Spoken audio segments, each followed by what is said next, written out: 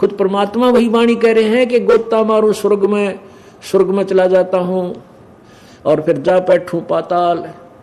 और कह कबीर मैं अपना ढूंढता फिरूं अपने हीरे मोती लाल, अपनी प्यारी आत्माओं को ढूंढ ढूंढ के अपने से परिचित कराता हूं। फिर वो ना जाने कितनों को परिचित करा देते, मेरी महिमा गाते। शब्द निवास आकाश वाणी, यो सत्य गुरु का रूप है।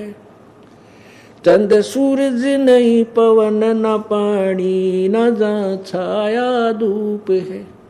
जो परमात्मा के विषय में ये ज्ञान ये दास दे रहा है, गरीबदास जी कहते हैं ये उस परमात्मा की दी हुई ही अमर वाणी है, आकाशवाणी है। और ये वहां रहता है परमात्मा, जाना कोई चंद्रमा ना सूर्य स्वयं प्रकाशित लोक है। वो रहता है रमता राम साहेब, अवगत अलह अलेख है। भूले है पंथ विटम्बवादी, वो कुल का खाविंद एक है। ये नाना प्रकार के पंथ बन गए। कहते हैं ये भूल रहे हैं वो कुल का मालिक, कुल का स्वामी, कुल का पति। खाविंद माने पति, खसम, वो कुल का मालिक एक ही बंदी छोड़ है। वो एक ही सबका मालिक है, कुल का मालिक कबीर है। रोम रोम में जाप जप ले, अष्ट कमल दल मेल है। सुरत नृत्य को कमल पठाओ, जहाँ दीपक बिन तेल है। कहते जो तुम्हारे को मंत्र दिया उसका जाप करते रहो। और नहीं यकीन होता है तो अंदर जाकर देखो, शरीर में सबके एक जैसे कमल बने हैं और उनमें बगैर किसी तेल के यानी दीपक ज्योति जग रही है, प्रकाश है। हरदम खोज हनोज हाजिर, त्रिवेणी के तीर हैं। दास गरीब तबीब सत्य गुरु, बंदी छोड़ कबीर हैं। हरदम खोज हनोज हाजिर, त्रिवेणी के तीर है। दास गरीब तबीब सतगुरु, तबीब माने वैद, यानी हर तरह के रोग के काटने वाला, जन्म मृत्यु के रोग को काटने वाला और यहाँ के शरीर के दुखों को भी दूर करने वाला, वो बंदी छोड़ कबीर है। अब बताओ के कसर रहेगी, भगवान कौन है, कैसा है, कहाँ रहता है, उसका वो किसने देखा है। सब ये देखे हुए 3 गवाह आपके समक्ष इस सत्संग में आपके थोड़ी बहुत डिटेल इनकी बता दी। वैसे तो 5-6 गवाह दास को याद हैं। 3 तो ये हो गया, आदरणीय गरीबदास साहिब जी, आदरणीय नानक साहिब जी, आदरणीय दादू साहिब जी, आदरणीय मलुकदास साहिब जी, आदरणीय घीसा दास साहिब जी, आदरणीय धर्मदास साहिब जी, आदरणीय महर्षि रामानंद साहिब जी। ये तो उस परमात्मा के आंखों चश्मदीन गवाह बोले हुए हैं और वेद उनका भेद जो का त्यों बता रहे हैं। तो इससे सिद्ध हो गया कबीर इज गॉड, कबीर परमात्मा है। पुण्यात्माओं, जैसे धर्मदास साहिब जी को परमात्मा आकर मिले थे, कैसे मिले थे? इसी प्रकार एक जिंदा महात्मा का रूप बना के,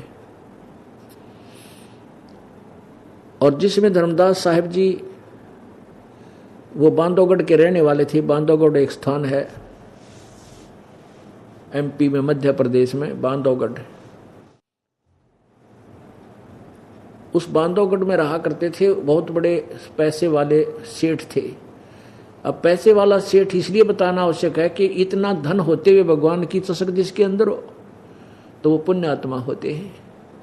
इतना पैसा था धर्मदास जी लाला जी के यहाँ। कहते हैं जब वहाँ के नवाब पर कोई आपत्ति आ जाती थी तो उनके धर्मदास के दादाजी पे, पिताजी पे वित्तीय सहायता प्राप्त किया करता था। और भी बहुत सी बताते हैं कि उनके अपने व्यापार की कुछ ऐसे बहुत से साधन थे। तो कहने का भाव यह है कि वो व्यक्ति भगवान की तलाश में, जैसा भी उसको किसी संत ने मिसगाइड कर रखा था, उस रूपदास संत जी के कहने से वो धर्मदास जी मथुरा में गया हुआ था और वहां वृंदावन के जोड़ में स्नान करके और बाहर बैठ गया। एक कुछ स्थान मिट्टी ते लीप के और उसके ऊपर बैठ करके पहले जोत जलाई भगवान विष्णु जी की मूर्ति थी, उसको नवाया धोया, नए कपड़े पहनाए और फिर गीता जी का पाठ करने लग गए। परमात्मा बड़े ध्यान से निकले। जिंदा महात्मा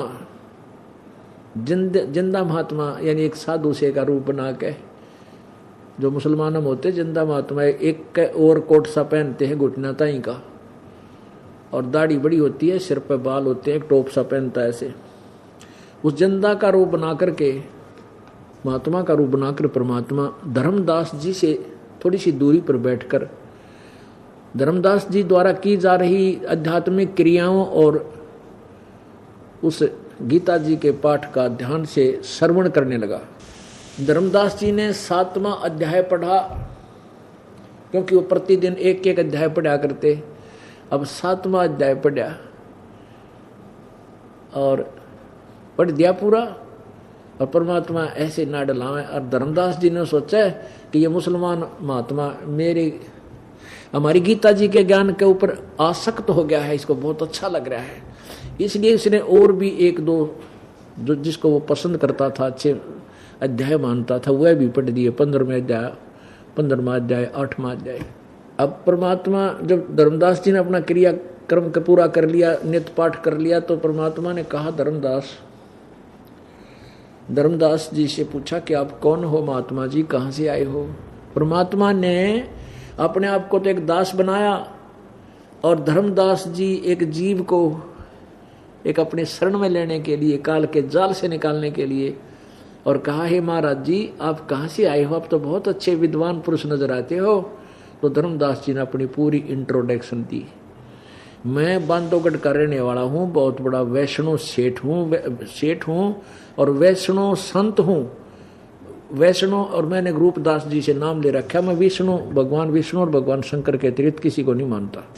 परमात्मा ने पूछा कि आप जो ये पाठ कर रहे हो, ये वाणी बोल रहे थे, कौन से ग्रंथ की है।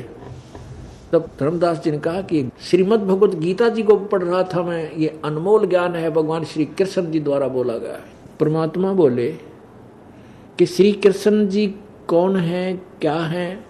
तो श्री कृष्ण बता धर्मदास जी ने, श्री कृष्ण जी विष्णु भगवान के, सतोगुण भगवान विष्णु के अवतार हैं, और ये सर्वेश्वर है, महेश्वर है, मृत्युंजय है, कालज्ञ है, सर्वशक्तिमान है। यही ब्रह्मा विष्णु महेश रूप बना करके सारी सृष्टि का कंट्रोल करते हैं, अजन्मा है। अब परमात्मा ने कहा कि मैं आपसे कुछ प्रश्न करना चाहता हूं कि श्री कृष्ण जी ने गीता का ज्ञान नहीं कहा। परमात्मा बोले गीता जी का ज्ञान श्री कृष्ण ने नहीं, काल ने कहा। गीता जी अध्याय नंबर 11 के श्लोक नंबर 32 में गीता ज्ञानदाता कहता है, मैं काल हूं और इस समय इन सब सेनाओं का नाश करने के लिए प्रवृत्त हुआ हूं।